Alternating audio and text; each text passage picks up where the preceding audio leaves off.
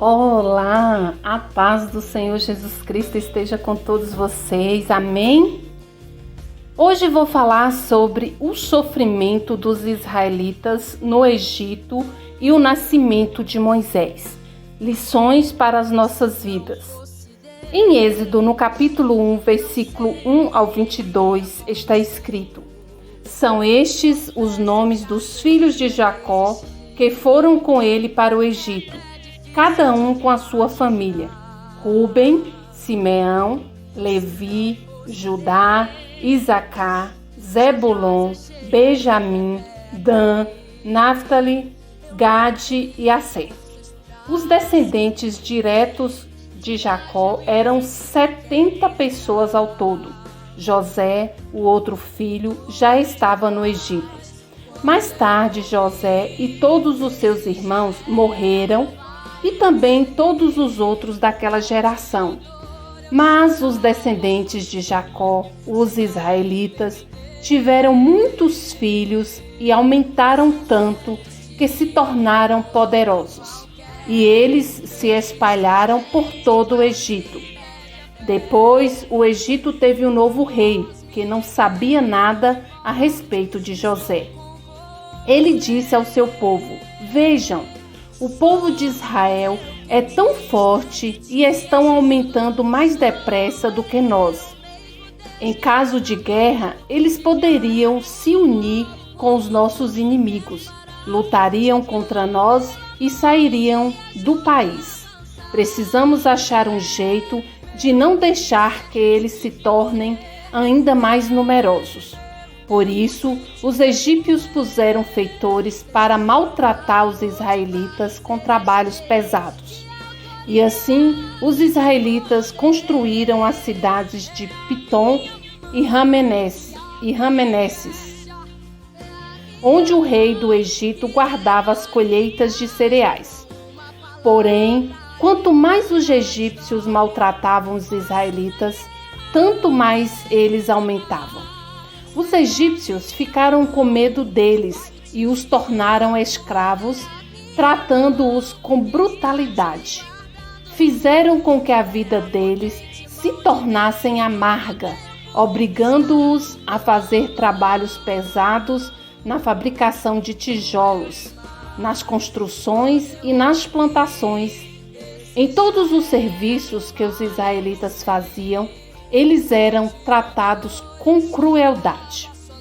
O rei do Egito deu a Sifrá e a Puá, que eram parteiras das mulheres israelitas, a seguinte ordem: Quando vocês forem ajudar as mulheres israelitas nos seus partos, façam o seguinte: se nascer um menino, mantém, mas se nascer uma menina, se nascer um menino, matem, mas se nascer uma menina, deixem que viva.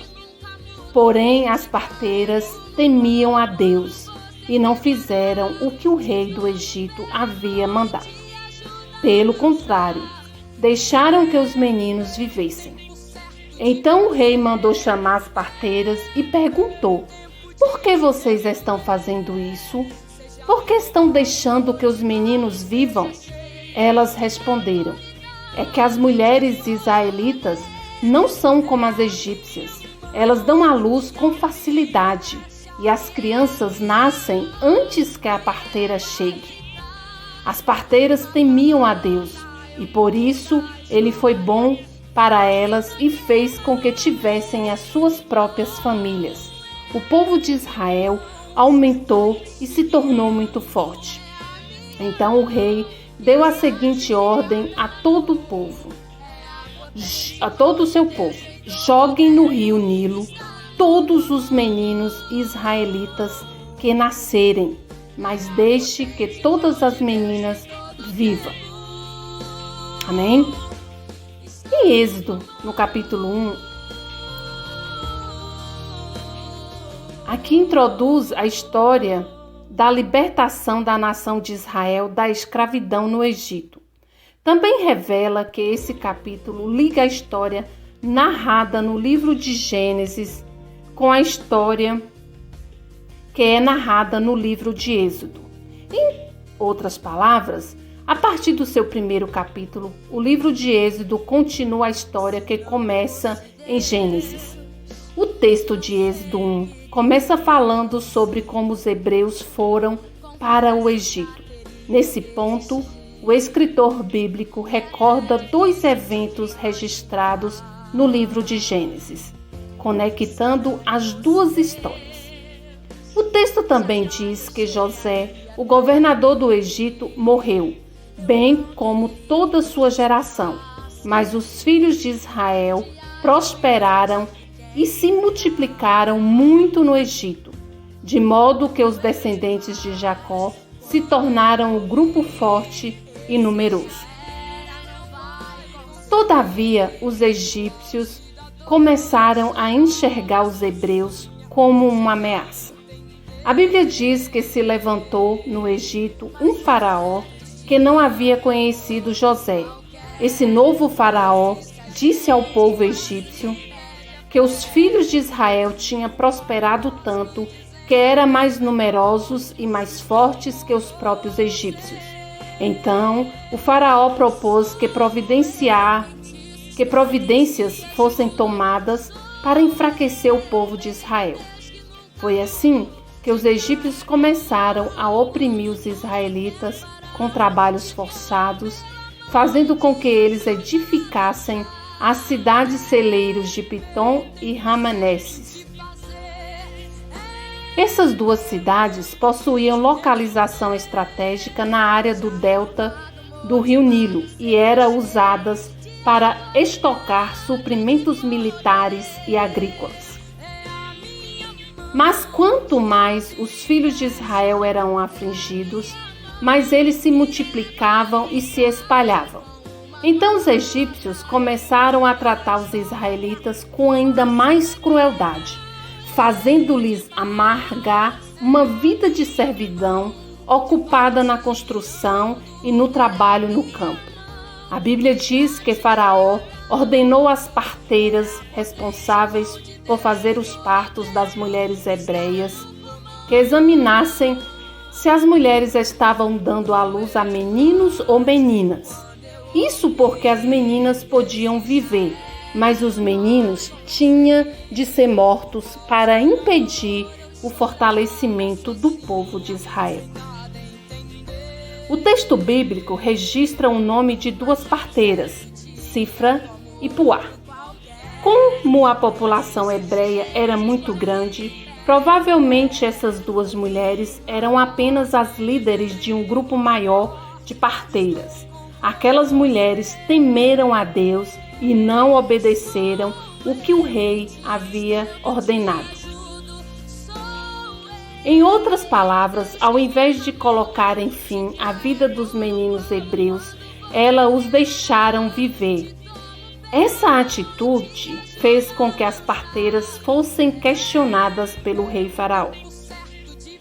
E diante do rei do Egito, elas responderam que as mulheres hebreias não eram como as mulheres egípcias, mas eram tão vigorosas que davam à luz mesmo antes das parteiras chegarem, impossibilitando que os meninos fossem mortos no momento do parto. Com isso, a Bíblia diz que Deus fez bem às parteiras e deu famílias a elas. E o povo de Israel aumentou e se tornou ainda mais forte.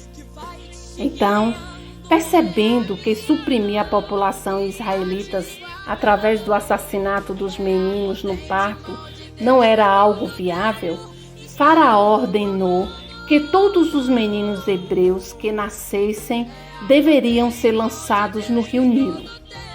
Nesse ponto, o primeiro capítulo do livro de Êxodo chega ao fim, preparando o cenário para o nascimento de Moisés no capítulo 2.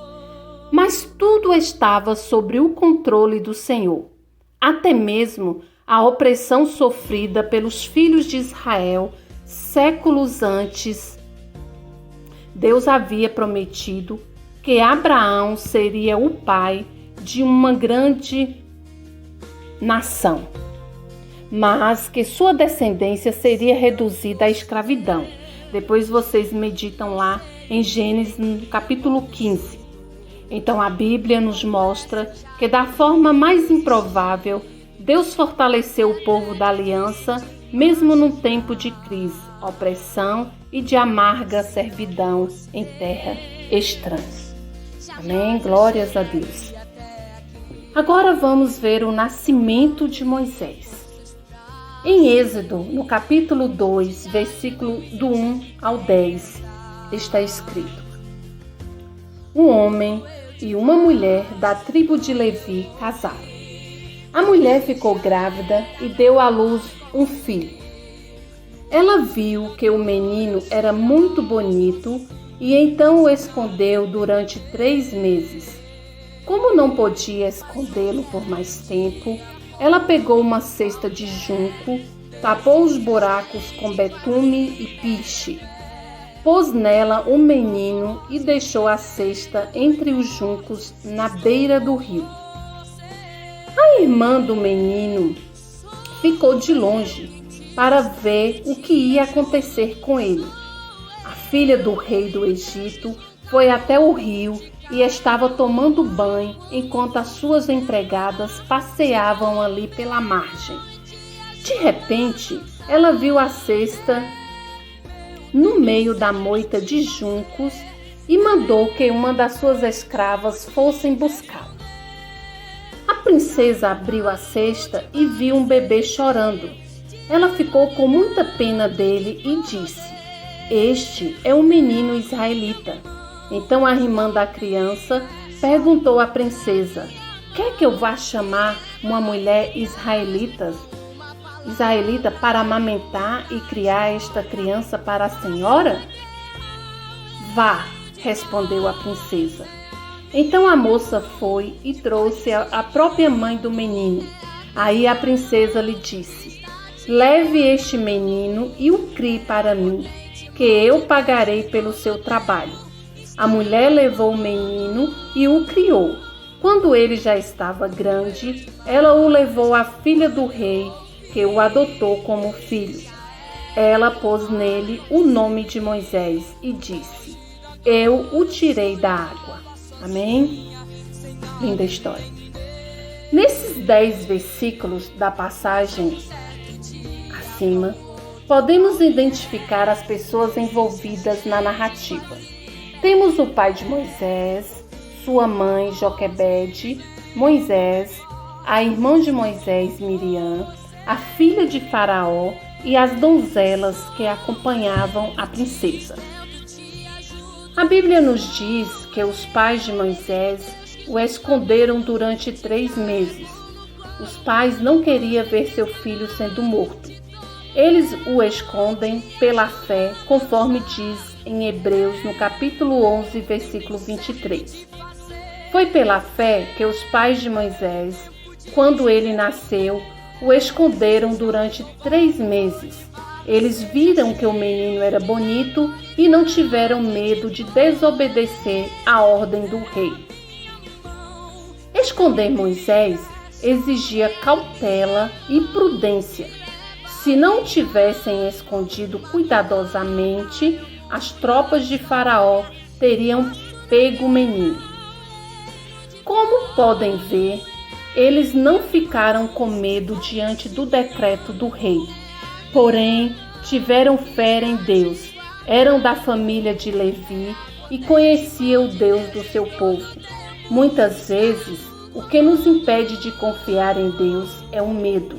O medo é um dos obstáculos espirituais bastante usado pelo inimigo para nos atormentar.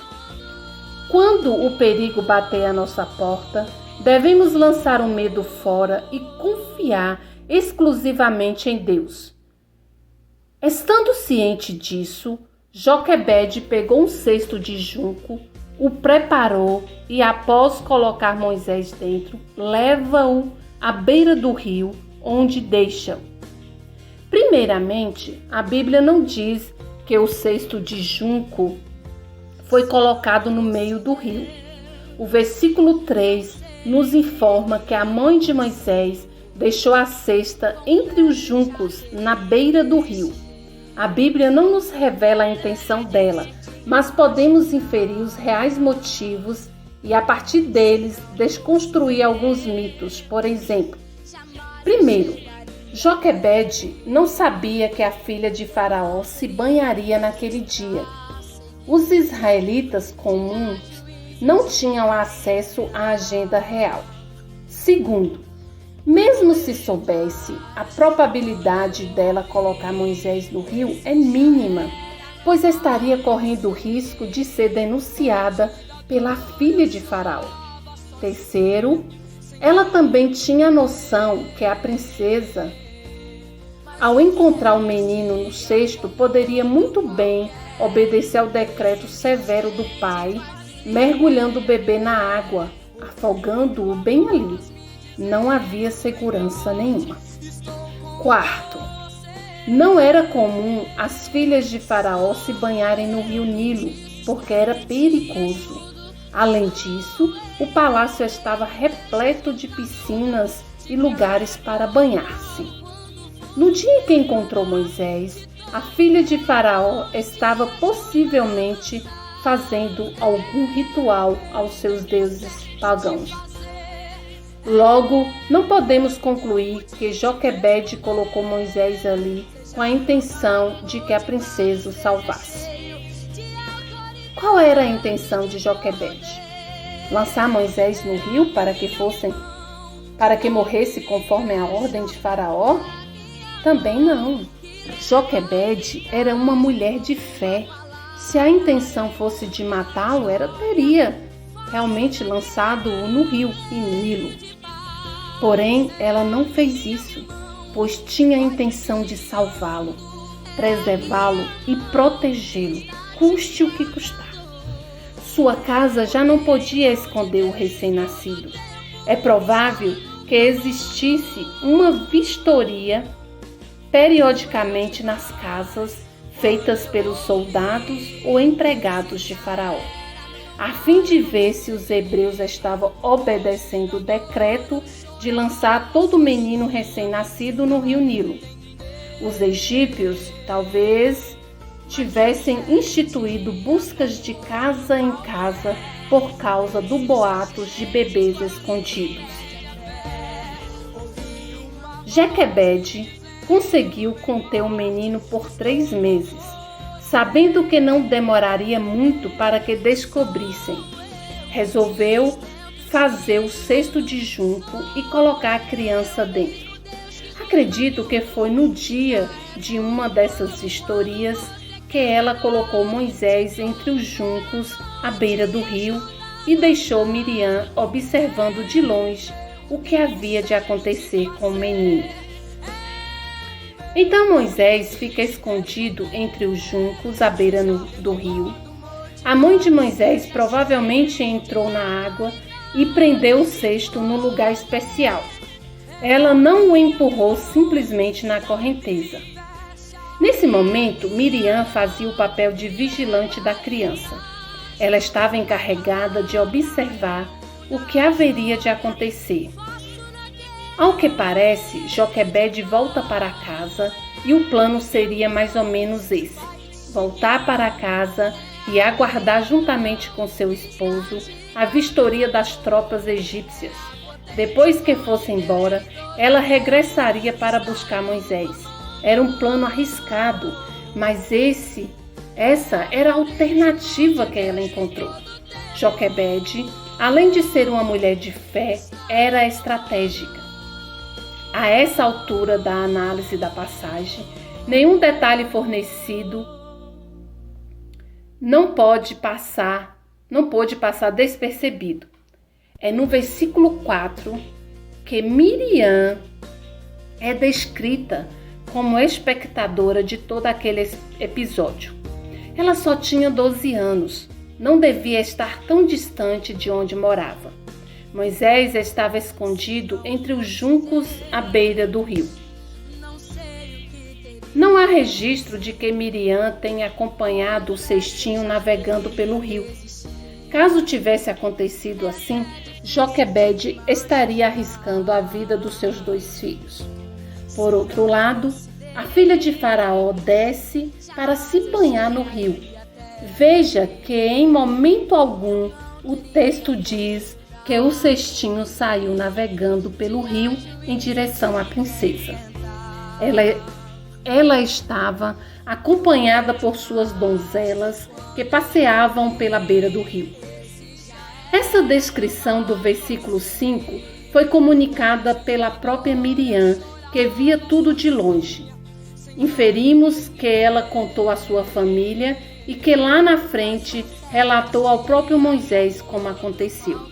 Então, a princesa vê a cesta de junco, veja que ele estava no mesmo lugar onde foi colocado. E mandou que uma das suas escravas fossem buscá-lo. Ao abrir, se deparou com a criança. Moisés chorava. Essa cena ficou marcada na memória de Miriam. Sua mãe cercou o cestinho de tal modo que ali os insetos não perturbassem seu filho. Isso não impediu que Moisés chorasse. Estava agoniado naquele cesto escuro, longe de sua família. Não é Moisés que vai até a princesa. É a princesa que vai até o local perto onde ele estava e ali manda trazê-lo.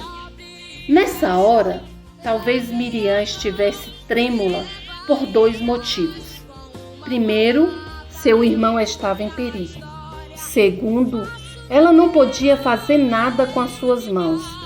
A reação de Miriam não foi registrada na Bíblia. Entretanto, imagine comigo, Joquebede livrou seu filho das tropas de Faraó por 3 meses e agora Moisés estava ali nas mãos da filha do homem mais cruel daquele império. Enquanto isso, supomos que Joquebede estava em casa. Não sabia o que estava acontecendo. A Bíblia diz que a filha de Faraó teve compaixão do menino. O ódio do seu pai não transpareceu naquele momento. Ela logo reconheceu a identidade da criança. Moisés chorava, parecia estar faminto. Precisava ser amamentado.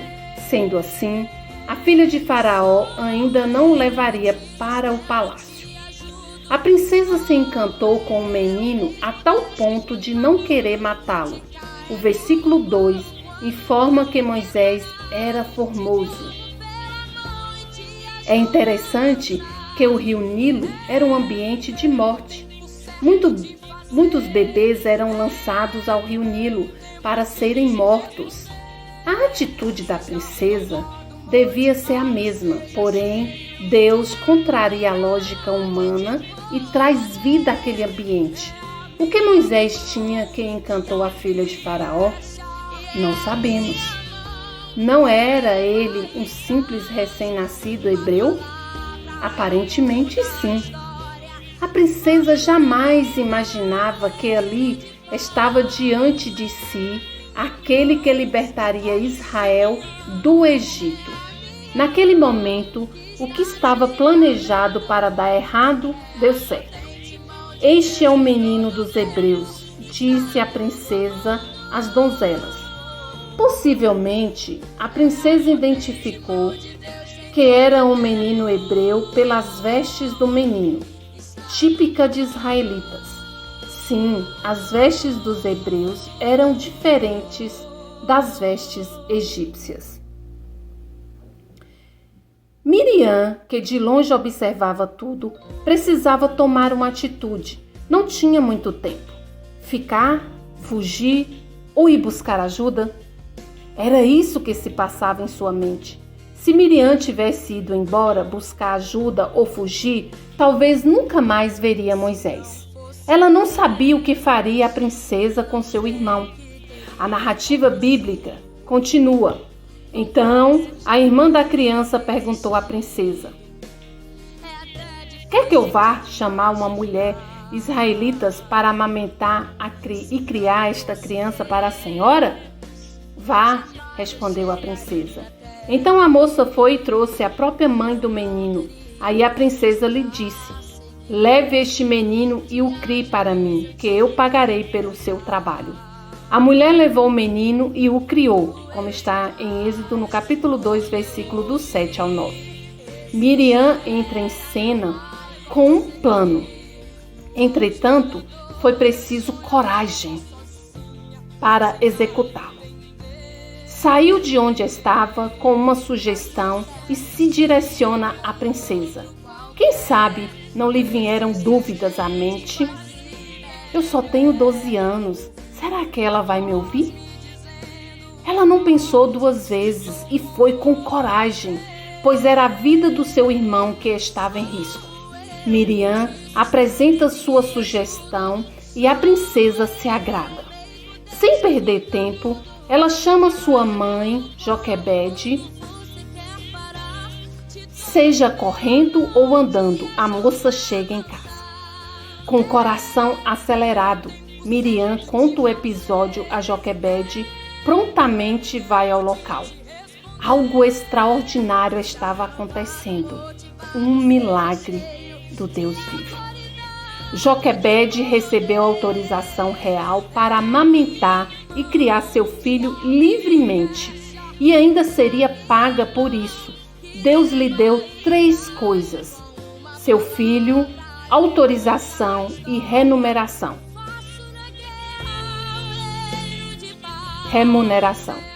Provavelmente, Moisés ficou com Joquebede até os 3 ou 4 anos, tempo suficiente para criá-lo no temor de Deus. Diante de tudo que foi abordado acima, podemos compreender a grandeza do Deus vivo na preservação da vida de Moisés. Hoje, o Senhor continua cuidando dos seus, dando-nos estratégias para viver neste mundo maligno. Com Joquebede, eu aprendo a confiar em Deus e não temer as afrontas do adversário. Ainda que eu não esteja entendendo as tempestades que estão nos cercando, devemos confiar em Deus, assim como Joquebede. Preserve, cuide, ame, faça tudo o que estiver ao alcance para proteger sua família e as pessoas que você ama. Com Moisés, eu aprendo a esperar em Deus e a ter convicção de que dele vem o nosso socorro. O socorro de Moisés foi enviado pelo próprio Deus. Não era só a vida de um menino que estava sendo salva. 80 anos depois, toda a nação de Israel estaria sendo liberta do Egito pelo poder de Deus através de Moisés. Quando repousamos sobre os cuidados de Deus, o mal pode até nos cercar, porém a vitória é certa e é garantida. Com Miriam, eu aprendo a observar o meu irmão, independente da idade. Miriam é a prova viva de que a maturidade se demonstra nas mais simples atitudes. Miriam sentiu de perto a dor da sua mãe e sua preocupação. Era uma moça responsável e obediente. Não se desesperou com as dificuldades. Em vez de fugir, ficou, pensou e elaborou uma solução. Precisamos de pessoas como Miriam nessa vida. Já temos muita gente que identificam o problema, mas não providenciam a solução. Com a filha de Faraó, eu aprendo que Deus também trabalha no coração daquelas pessoas que menos esperamos. Ninguém imaginava que a princesa reagiria daquela maneira. O ódio deu lugar à compaixão. Poucas pessoas percebem isso, mas a princesa desobedeceu seu próprio pai. Ela reconheceu que o menino era hebreu e mesmo assim insistiu em deixá-lo vivo. Glórias a Deus por isso. Por fim, eu aprendo com Deus, o único, digno de todo mérito, de toda honra, de todo louvor nesse acontecimento. Que possamos ser gratos a Deus por tudo que Ele tem feito por nós. Em nome do Senhor Jesus Cristo, amém. Que a graça do Senhor Jesus Cristo, o amor de Deus estejam com todos vocês. Amém? Pai Santo, Pai querido, Pai amado, entro em Tua presença neste momento, Senhor, para Te agradecer, ó Pai, por este dia, por tudo que o Senhor está fazendo, por tudo que o Senhor irá fazer. Pai Santo, Pai querido, Pai amado, que esta passagem bíblica, Pai, possa renovar a nossa fé, a nossa confiança, Pai, que o Senhor venha nos avivar, nos fortalecer cada dia mais, Pai. Eu não sei qual a dificuldade ou a necessidade que os Teus filhos estão tendo neste momento, Pai, mas eu sei que o Senhor é um Deus poderoso para mudar toda a situação da qual eles estão vivendo, Pai.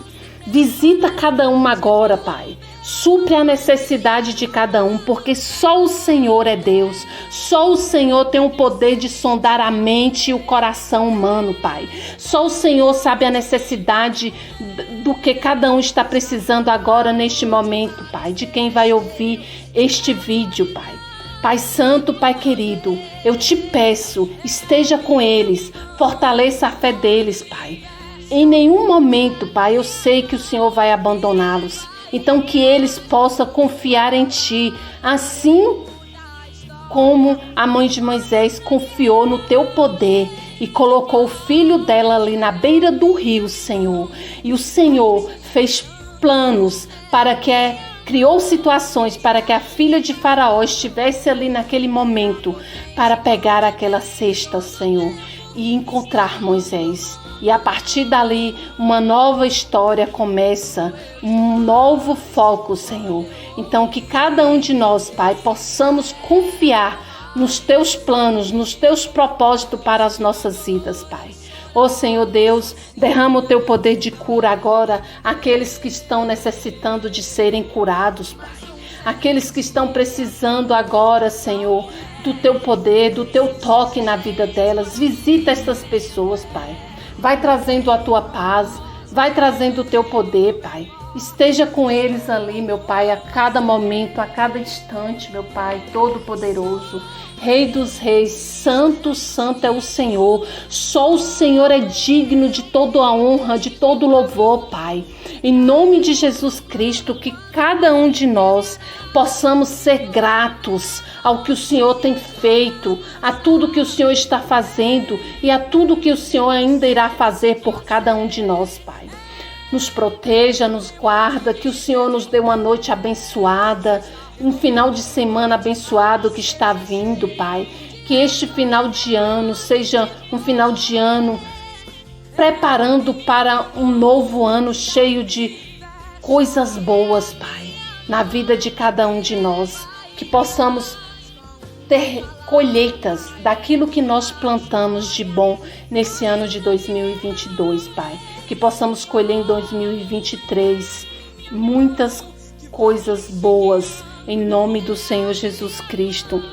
O Senhor é Deus maravilhoso, o Senhor é o Deus digno, Pai. Oh, Pai amado, Pai querido, Tu és santo, Tu és Deus poderoso, Pai. Só o Senhor tem o poder de fazer milagres e maravilhas na vida de cada um de nós, Pai. Muito obrigada, Senhor, por o Senhor cuidar dos nossos familiares, cuidar das nossas vidas. Obrigada, Senhor, por o Senhor estar presente em cada momento de nossas vidas, meu Pai amado, meu Pai querido. Oh, Pai santo, Pai querido, Pai nosso que estás no céu, santificado seja o Teu nome. Venha o Teu reino, faça-se a Tua vontade, assim na terra como no céu. O pão nosso de cada dia, dá-nos hoje e perdoa-nos as nossas dívidas, assim como nós temos perdoado aos nossos devedores. E não nos deixes cair em tentação, mas livra-nos do mal, pois Teu é o reino, o poder e a glória para todos sempre. Amém?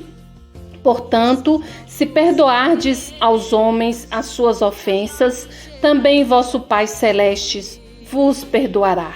Se, porém, não perdoares aos homens as suas ofensas, tampouco vosso Pai perdoará as vossas ofensas. Amém? Que o Senhor os abençoe. Glórias a Deus, santo, santo, santo.